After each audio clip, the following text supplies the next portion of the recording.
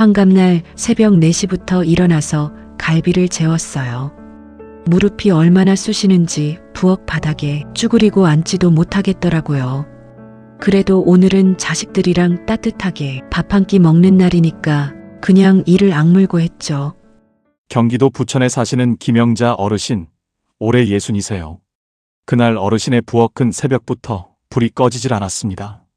아들이 제일 좋아하는 소갈비를 재우고 사위가 잘 먹는 잡채를 볶고 손주들이 좋아하는 전을 부치느라 온 집안이 기름 냄새와 음식 열기로 가득했어요. 이마에 땀방울이 송골송골 맺혔지만 마음만은 설레셨습니다.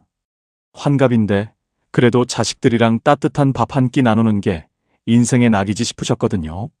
그런데 약속 시간이었던 오전 11시가 지나도록 초인종은 울리지 않았습니다. 어르신은 연신 핸드폰을 들여다보셨어요.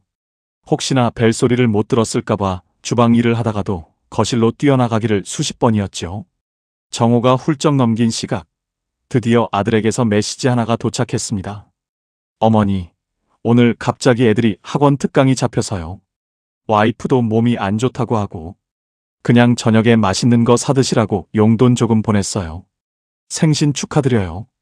어르신은 그 메시지를 읽고 또 읽으셨습니다.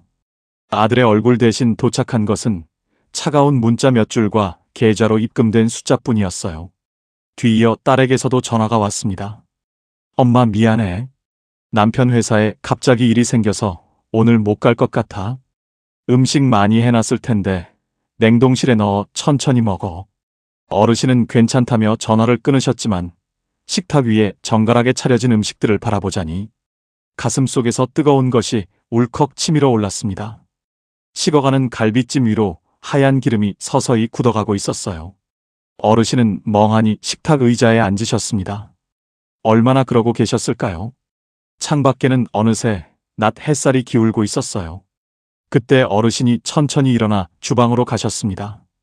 잠시 생각하시다가 조용히 그릇 하나를 꺼내셨어요. 갈비찜에서 딱 3점만 덜어내셨습니다. 그리고 이렇게 말씀하셨답니다. 이건 오늘 고생한 나를 위한 상이다. 어르신은 식탁에 앉아 그 갈비 한 점을 천천히 드셨습니다. 그런데 이상한 일이 일어났어요. 맛있는 거예요. 자식들에게 주려고 제일 좋은 고기를 샀는데 막상 내가 먹어보니 이토록 맛있다는 사실을 예순이 되어서야 알았습니다. 내가 평생 씹어온 것이 고기가 아니라 책임감과 의무였다는 사실을 그 순간 처음으로 깨달으셨답니다. 혹시 이런 순간 있으셨나요? 잔뜩 차려놓고 혼자 먹게 된 날. 그런데 막상 혼자 먹으니 오히려 더 맛있던 그 이상한 경험. 오늘은 그 이야기를 드리려 합니다. 60세 넘으면 그냥 놀아도 됩니다. 아니, 놀아야 합니다. 끝까지 함께 해주세요. 여러분 혹시 이런 생각 해보신 적이 있으십니까? 나는 지금까지 대체 누구를 위해 이렇게 열심히 살았나? 자식 입에 뭐가 들어가는지, 남편 밥은 챙겼는지, 며느리 눈치는 안 봤는지, 내 몸 하나 돌볼 겨를도 없이 살아온 세월이 도대체 나에게 무엇을 남겼나? 60이라는 나이가 되고 나서야 그 질문이 가슴 안에서 크게 울리기 시작하는 분들이 많습니다. 2025년 보건복지부 자료를 보면 60대 이상 어르신 중 취미 활동을 새로 시작한 분들의 우울감이 그렇지 않은 분들보다 절반 가까이 낮다고 합니다. 그게 무슨 의미인지 아세요? 몸을 움직이고 새로운 것을 배우고 나를 위한 시간을 갖는 것이 그 어떤 약보다 효과적이라는 거예요. 그런데 우리는 왜 그걸 이제야 알게 됐을까요? 평생 그래서는 안 된다고 배웠기 때문입니다. 나 먼저 생각하면 이기적인 사람이 된다고, 자식보다 내가 먼저면 나쁜 부모라고 그렇게 배우며 살아오셨잖아요. 그런데 말이에요. 비행기가 갑자기 흔들릴 때 승무원이 뭐라고 하는지 아세요? 어른 먼저 산소 마스크를 쓰고 그 다음에 아이를 도우라고 합니다. 내가 먼저 숨을 쉬어야 남도 살릴 수 있으니까요. 60세 이후의 삶도 마찬가지예요. 내가 먼저 살아야 자식도 챙길 수 있습니다. 오늘은 영자 어르신의 이야기를 통해 그 진실을 하나씩 들여다보겠습니다. 갈비 3점을 혼자 드신 그날 이후 영자 어르신에게 변화가 찾아오기 시작했습니다. 아주 작은 것들부터였어요. 어르신은 거실 한복판에 걸려있던 대형 가족 사진을 내리셨습니다. 액자가 걸려있던 자리에는 하얀 벽지 위에 사각형 모양의 먼지 자국이 선명하게 남아 있었어요.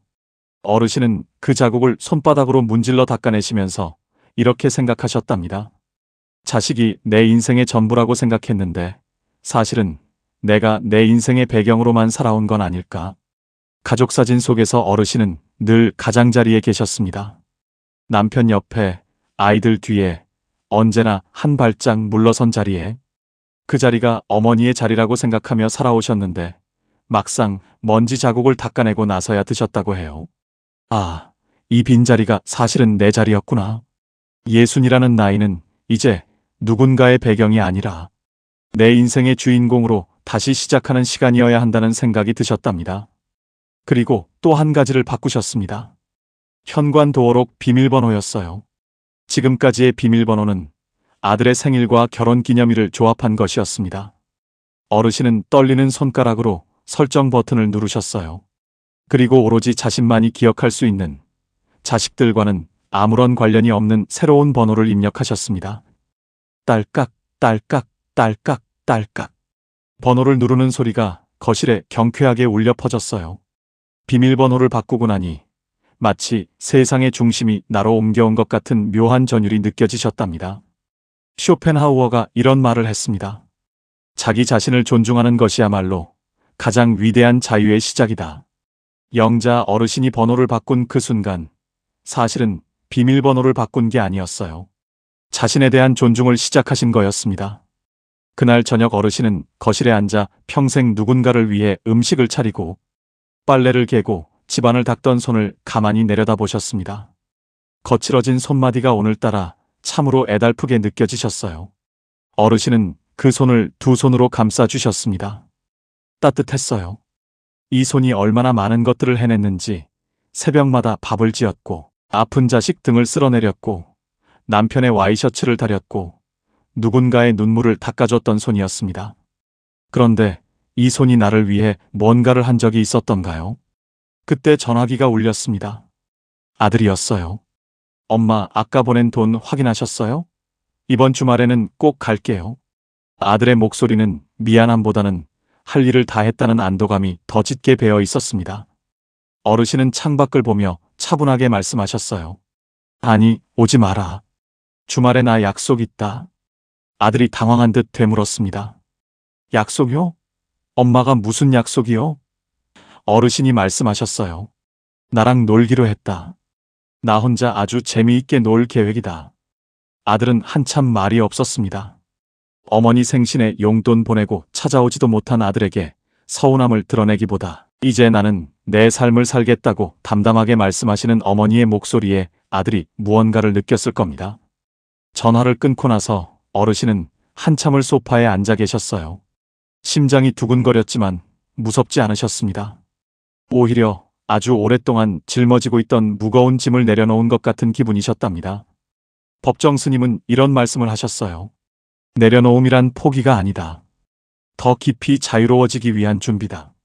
그 전화 한 통이 영자 어르신에게는 그런 순간이었습니다. 다음 날 아침 어르신은 일찍 일어나 동네 백화점으로 향하셨습니다. 평생 자식들 것만 사다 보니 정작 내 것을 사본 적이 없으셨어요. 어르신은 1층 화장품 매장 앞에 멈춰 서셨습니다. 유리 진열대 안에서 반짝이는 립스틱들이 어르신을 올려다보는 것 같았어요. 어르신은 한참을 서서 보셨습니다. 평소라면 그냥 지나쳤을 거예요. 내 나이에 무슨 립스틱이냐, 아이들 학원비 생각해야지, 이런 생각들이 발목을 잡았을 테니까요. 그런데 그날은 달랐습니다. 어르신은 진열대 앞에 서서 가장 붉고 선명한 장밋빛 립스틱을 집어드셨어요. 가격표를 보지도 않고 카드를 내미셨습니다. 판매 직원이 살짝 놀란 얼굴로 거울을 내밀었어요. 어르신은 거울 속 자신의 얼굴을 바라보셨습니다.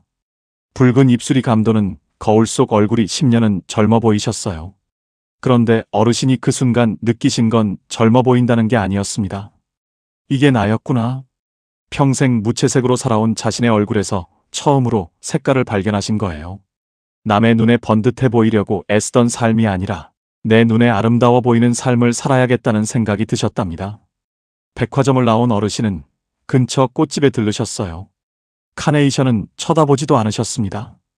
어르신의 눈이 멈춘 곳은 보라색 프리지아 한 다발이었어요. 향기가 가장 진한 꽃이었습니다. 어르신은 그 꽃다발을 품에 안으셨어요. 꽃 향기가 코끝을 스칠 때마다 가슴 한구석에 뭉쳐있던 응어리가 조금씩 녹아내리는 기분이셨답니다. 집으로 돌아가는 길, 공원 벤치에 앉아지는 노을을 바라보셨어요. 아둥바둥 살 때는 해가 지는 줄도 모르고 저녁 준비에 바빴는데 이제 보니 노을이 이토록 아름다웠습니다. 어르신은 프리지아 꽃다발을 가슴에 꼭 껴안으셨어요. 예순의 인생은 이제 시작이었습니다. 혹시 이런 경험 있으셨나요? 오랫동안 사고 싶었는데 자식 생각에 못 샀던 것, 가보고 싶었는데 미뤘던 곳, 해보고 싶었는데 나이 핑계로 못했던 것, 그게 다 지금 하셔도 됩니다. 아직 늦지 않으셨어요. 며칠 뒤 영자 어르신은 동네 문화센터로 향하셨습니다. 예전에 그렇게나 배우고 싶었던 스포츠 댄스 강좌를 신청하기 위해서였어요. 등록 창구에 서서 이름을 적는데 손끝이 미세하게 떨렸습니다. 창구 직원이 물었어요. 무슨 일로 오셨어요? 어르신은 허리를 곧게 펴고 대답하셨습니다. 춤 좀 배우러 왔습니다. 아둥바둥 살면서 굳어버린 이 몸을 좀 흔들어 보고 싶어서요. 직원이 생긋 웃으며 신청서를 내밀었습니다. 어르신은 거침없이 자신의 이름을 적어 내려가셨어요. 김영자. 누구의 엄마도 누구의 할머니도 아닌 오로지 김영자라는 이름 석자가 종이 위에서 빛나고 있었습니다. 그 이름을 적으시면서 어르신이 얼마나 떨리셨을지, 얼마나 설레셨을지 생각만 해도 가슴이 뭉클합니다. 첫 수업 시간, 영자 어르신은 화려한 조명과 신나는 음악이 흐르는 강습실 안으로 들어서셨습니다. 거울 속에 비친 자신의 모습이 어색해 자꾸만 뒤로 숨으려 하실 때 강사 선생님이 다가와 어르신의 손을 잡았어요. 어머니, 고개 숙이지 마세요. 오늘부터는 어머니가 이 무대의 주인공입니다. 그냥 음악에 몸을 맡기고 즐기시면 돼요. 어르신은 선생님의 손에 이끌려 무대 중앙으로 나가셨습니다. 처음에는 삐걱거리던 발걸음이 음악 소리와 함께 조금씩 부드러워지기 시작했어요. 땀이 이마를 타고 흘러내렸지만 기분은 더할 나위 없이 상쾌하셨습니다. 수업을 마치고 나오시는데 같이 수업 듣는 분이 다가와 말을 걸었어요. 어머, 영자 씨 오늘 완전 주인공 같아요. 잘 어울리세요. 어르신은 쑥스러운 듯 웃으시면서 이렇게 말씀하셨답니다. 이게 제가 만든 옷이었나 봐요. 왜 이제야 입어봤나 몰라요. 그 말 속에 얼마나 많은 세월이 담겨 있었을까요? 진작 해볼 걸, 진작 내 것을 할 걸. 그 아쉬움보다 지금이라도 시작했다는 용기가 훨씬 더 빛납니다. 지금 여러분께 물어보고 싶습니다. 오랫동안 하고 싶었는데 참아두신 게 있으신가요? 지금 바로 신청하세요. 그 용기 하나가 여러분의 남은 세월을 완전히 다르게 만들어줍니다. 그날 밤 영자 어르신은 수십 년 만에 처음으로 누구의 걱정도 누구의 간섭도 없는 평온한 잠자리에 드셨습니다. 자식들 밥은 챙겼나, 손주들 학원비는 맞춰줬나, 이런 걱정들이 머릿속을 가득 채웠던 그 불면의 밤들이 아니었어요. 그냥 조용하고 깊은 잠이었습니다. 다음 날 아침 어르신은 시장에 혼자 나가셨어요. 예전에는 자식들 줄 반찬 거리를 사느라 정신이 없었는데 이번에는 달랐습니다. 내가 오늘 먹고 싶은 것만 샀어요. 싱싱한 두부 한 모, 호박 하나, 그리고 어르신이 좋아하시는 꽁치 2마리. 집에 돌아와 찬장 깊숙한 곳에 숨겨두었던 예쁜 도자기 찻잔 세트를 꺼내셨습니다. 딸이 시어머니에게 선물 받았다가 촌스럽다며 던져주고 간 것이었어요. 어르신은 그것을 아끼고 아껴두셨습니다. 손님이라도 오면 쓰려고요. 그런데 그날은 그 찻잔에 정성껏 차를 우리셨어요. 그리고 가장 좋은 소파에 앉아 천천히 차를 마시셨습니다. 찻잔의 매끄러운 감촉과 은은한 향기가 어르신의 감각을 깨웠어요. 어르신이 이렇게 말씀하셨답니다. 손님을 위해 아껴두었던 것들이 사실은 나를 위해 존재해야 했는데, 내가 내 인생의 가장 귀한 손님인데 왜 그토록 나한테는 인색했을까? 그 말이 얼마나 가슴에 남던지요. 지금 여러분 집 찬장에도 아껴두신 것들이 있지 않으신가요? 좋은 그릇, 비싼 차, 명절에만 쓰는 예쁜 것들. 오늘 꺼내 쓰세요. 여러분이 바로 그 귀한 손님입니다. 에픽테토스는 이런 말을 했습니다. 당신에게 주어진 것들을 소중히 여겨라. 그것이 당신이 가진 전부이기 때문이 아니라 그것이 당신이 누릴 자격이 있기 때문이다. 평생 남에게는 아낌없이 내어주면서 정작 나 자신에게는 인색하게 사셨잖아요. 이제는 그 인색함을 거두셔도 됩니다. 그날 저녁 영자 어르신은 편의점에 들러 시원한 캔 맥주 하나를 사셨습니다. 집으로 돌아와 불을 켜지 않은 채 베란다 창가에 앉으셨어요. 맥주캔을 따는 경쾌한 소리가 집 안가득 퍼졌습니다. 시원한 맥주 한 모금이 목줄기를 타고 내려갈 때 어르신이 나직하게 읊조리셨어요. 아, 좋다. 참 좋다. 자식들이 사주는 비싼 밥보다 혼자 마시는 이 맥주 한 캔이 100배는 더 달구나. 어르신은 창밖으로 보이는 도시의 불빛들을 바라보셨습니다. 저 불빛들 속에는 여전히 누군가를 위해 아둥바둥 살아가며 속을 끓이는 수많은 분들이 있겠지 싶으셨어요. 어르신은 그분들을 향해 마음속으로 조용히 말씀하셨답니다. 내려놓으세요. 비워내세요. 그래야 당신이 삽니다. 법구경에 이런 말이 있습니다. 자기 자신을 등불로 삼고 자기 자신을 의지처로 삼아라. 살아보니 그 말이 맞았습니다. 평생 누군가의 등불이 되려고 살았는데 정작 나 자신의 등불은 꺼져가고 있었던 거예요. 베란다 창가에 앉아 도시의 불빛을 바라보시던 영자 어르신의 얼굴에는 그날 처음으로 평온한 빛이 감돌았습니다. 자식이 와서 만들어준 행복이 아니었어요. 스스로 찾아낸 행복이었습니다. 그게 다른 겁니다. 남이 켜주는 불은 남이 꺼버릴 수도 있지만 내가 켠 불은 내가 지킬 수 있어요. 영자 어르신의 변화는 거기서 멈추지 않았습니다. 댄스 수업을 시작한 지 한 달이 지나자 어르신의 얼굴이 달라졌어요. 볼에 혈색이 돌았고 눈빛에 생기가 생겼습니다. 오랫동안 구부정하게 굳어있던 어깨도 조금씩 펴지기 시작했어요. 수업 동료들과 점심도 먹고 근처 카페에 앉아 수다도 떨고 가끔은 같이 공원을 걷기도 했습니다. 어르신은 이렇게 말씀하셨어요.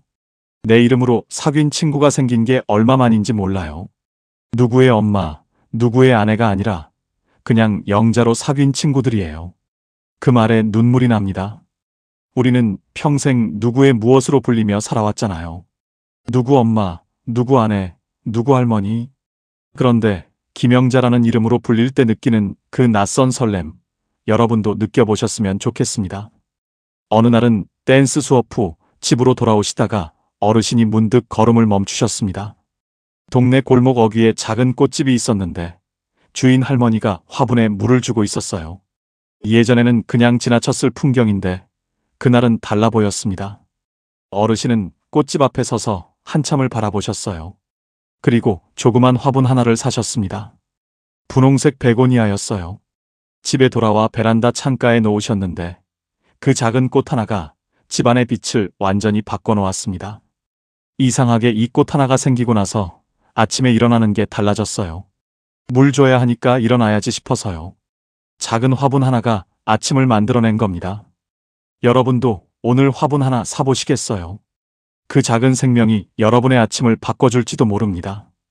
그리고 영자 어르신이 마지막으로 하신 일이 하나 있습니다. 오랫동안 연락을 못하고 지내던 고향 친구에게 전화를 거셨어요. 전화를 하기 전에 한참을 망설이셨다고 합니다.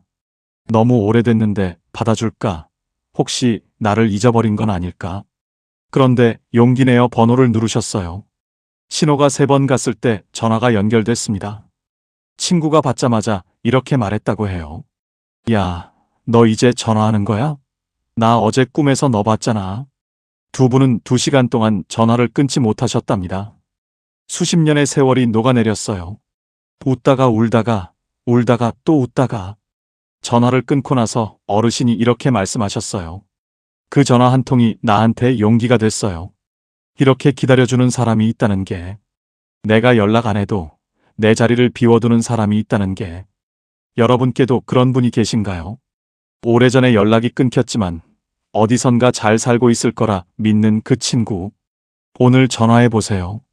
아마 상대방도 기다리고 있었을 겁니다. 자, 오늘 영자 어르신 이야기를 들으시면서 어떠셨나요? 혹시 내 이야기 같으셨나요? 아니면 내 친구 이야기 같으셨나요? 오늘 이야기에서 한 가지만 기억해 주세요. 60세 넘으면 그냥 놀아도 됩니다. 아니, 놀아야 합니다. 평생 남을 위해 사셨잖아요. 이제는 나를 위해 사셔도 될 나이가 됐습니다. 그게 이기적인 게 아니에요. 그게 지혜로운 거예요. 관계를 정리하는 것, 취미를 시작하는 것, 좋아하는 것을 먹는 것, 오래된 친구에게 전화하는 것. 이 모든 것들이 여러분이 더 오래, 더 건강하게, 더 행복하게 사는 방법입니다.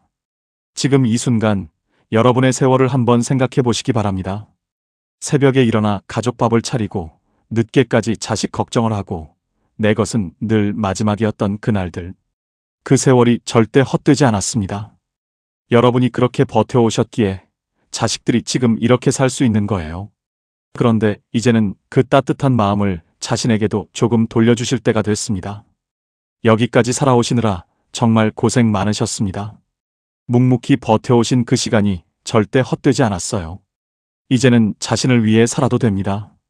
아침 햇살 한 줄기, 향기로운 커피 한 잔, 좋아하는 음악, 배우고 싶었던 것 하나.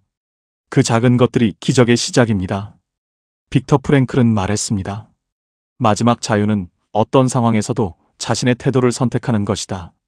여러분이 지금 어떤 상황에 계시든 오늘부터 나를 위해 살기로 선택하는 자유는 여러분 것입니다. 영자 어르신이 마지막으로 이런 말씀을 하셨어요. 60세 넘어서 그냥 노는 게 이렇게 행복할 줄이야. 정말로 다행이다. 정말로 행복하다. 여러분도 오늘부터 그 행복을 시작하셨으면 좋겠습니다. 오늘 이야기에서 공감되시는 부분이 있으시다면 혹은 나도 이제 놀기로 했다 싶으시다면 댓글로 함께 나눠주세요. 여러분의 한 줄이 혼자 이 영상을 보고 계신 다른 어르신께 오늘 하루를 버티게 해주는 온기가 됩니다. 오늘도 끝까지 함께 해주셔서 진심으로 감사드립니다. 지금까지 황금노후였습니다.